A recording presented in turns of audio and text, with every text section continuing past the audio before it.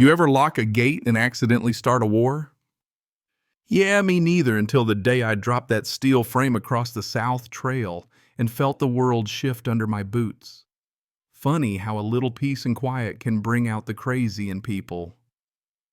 My name's Logan Slade, 42 years old, ex-Marine, and for a decade I'd called this wild patch of Idaho home just me, the pines and the big wood river rolling by. I carved out a life here with my own two hands, built the house, cut the trail, pounded in the boundary markers myself. Hell, those posts are older than most of the mortgages on the other side of my fence. For years, I didn't have a neighbor in sight, just silence and sky. Then Juniper Hills showed up like a bad rash. You know the type cookie-cutter homes, beige stucco little boxes all in a row. Suddenly, my back line was their front yard, and my private trail was some kind of neighborhood shortcut. At first, it was just kids sneaking through a biker now and then chasing the river. Then came the joggers, the Bluetooth speakers, the SUVs cutting across my drainage slope like I'd paved a Walmart parking lot just for them. I tried the polite route, put up signs, private property, no trespassing, nothing fancy. Folks just shrugged and kept coming, acting like my land was an extension of the park. So I locked the gate, wide powder-coated, bolted in with enough concrete to hold back a dump truck. I made sure every permit was filed, every GPS pin was dead on, and poured that foundation myself. That thing wasn't just a gate, it was a line in the sand. And I didn't even make it 48 hours before the war kicked off. Evening sun me on the porch with a rifle to clean, and in rolls this white SUV. Out steps a woman in pink athleisure and platinum hair clutching a folio like it's the Magna Carta. Didn't need to ask her name, she was radiating HOA president before she opened her mouth.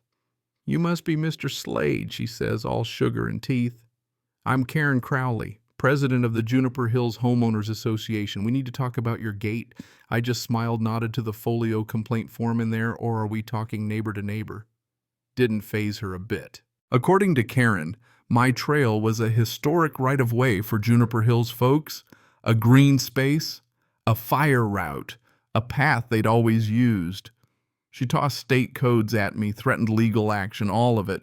I brought out my deed, my survey map showed her every last line. "This trail is on my land, period." She didn't blink.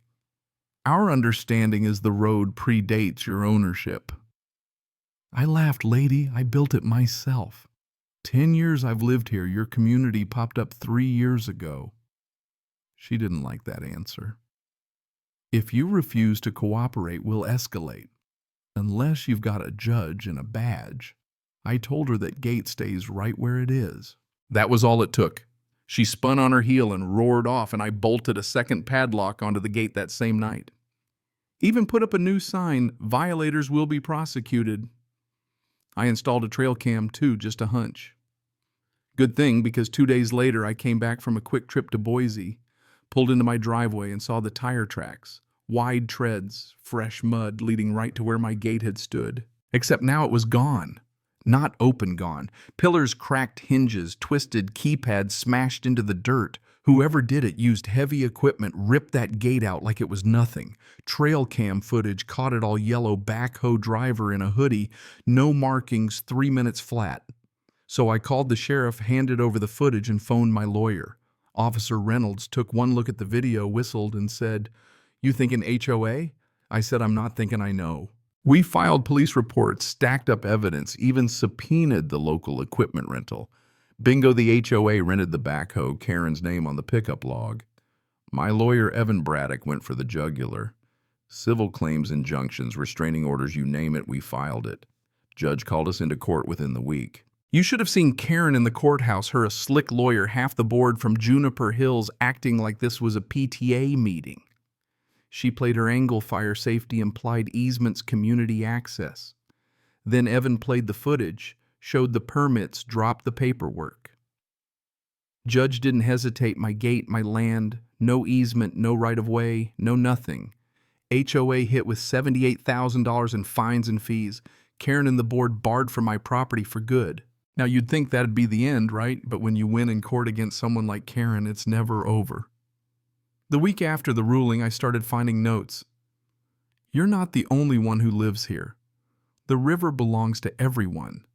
Greed isn't neighborly. Ransom letters, basically. I kept my cool, upgraded my cameras, handed the evidence to Evan. Then came a call from Officer Reynolds. Karen had filed with the zoning board trying to get my trail reclassified as public land. She couldn't win in court, so she tried to rewrite the map. We brought 20 years of satellite images to that hearing, aerial shots, old landowner affidavits, blasted her argument right out of the water. The board shut her down fast. But still the trespassing didn't stop. New footprints on the trail, fresh after rain this time, not a kid. Caught a figure in a hoodie on camera sneaking through at 4 a.m. Didn't call the cops, just documented everything, then buried a board full of nails just off the tire line with warning signs in plain sight. Didn't take long. Next afternoon, white SUV creeps in, tire goes flat. Middle-aged guy climbs out, claims Karen told him it was all clear. Deputy Ortiz shows up, sees the footage, and cuffs him for trespassing. Ortiz gives me a little smirk. You ever serve Afghanistan 2 tours, I tell him. That trap took you 5 minutes, more like 4. He laughs. Just keep the warning signs visible, Logan. 3 days later, things escalate. Motion alarm at 3 a.m. 3 figures in hoods with a crowbar trying to rip down my fence. I call the sheriff, stay on the line. Deputies Reynolds and Ortiz show up fast.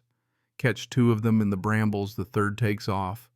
1 cracks in the squad car, admits. Karen put them up to it, paid them in Home Depot gift cards. Yeah, that happened. The HOA president using community funds to run a midnight vandal squad. Next day, sheriff calls. There's a warrant for Karen. They pick her up, she puts up a fight, still waving her printouts and calling it political. Town paper runs a headline, HOA president arrested in ongoing dispute. But the real circus starts online when one of the arrested guys' GoPro footage leaks a video of Karen said it's not really private and a floodlight going off. Overnight, Karen becomes a meme, the fence avenger. Meanwhile, Evan is building a civil suit for harassment, property damage, and here's the kicker, seeking dissolution of the HOA. Turns out the treasurer quit and handed over internal emails Karen labeled vandalism expenses as emergency access mitigation. County subpoenas. The HOA's records finds all kinds of mess, backdated invoices, fake outreach payments, cash for fence mitigation. Judge schedules a hearing for Karen's criminal charges and the suit to dissolve the HOA. That's when the neighbors start changing their tune, apologies, confessions, people admitting Karen pressured them or faked votes. By the time the hearing rolls around, Karen looks hollow, lawyers playing the community card, but the prosecutors got her emails, the GoPro, and 3 board members turning witness. Judge isn't buying it. Karen gets denied bond, HOA board resigns in a hurry, and I file for a permanent injunction. No Juniper Hills member allowed near my property, ever. Final hearing, courtrooms packed, Karen in cuffs, judge already decided. 9 years, no parole for 4, 2 board members barred from serving HOAs, and the HOA itself, poof, dissolved by court order. Outside, the reporters want a statement. I keep it simple. Private land means private. No means no. County pays me back in full. My new gate's twice as strong with a sign welded on trespassers will be prosecuted. And for the first time in a long while, I sit on my porch with the door unlocked, coffee in hand, river moving like always. My land's mine again. So let me ask, where do you draw the line? When is enough enough? Drop your story, share your thoughts, because out here holding the line isn't just about fences. It's about standing up for what's right, even when the whole neighborhood's watching.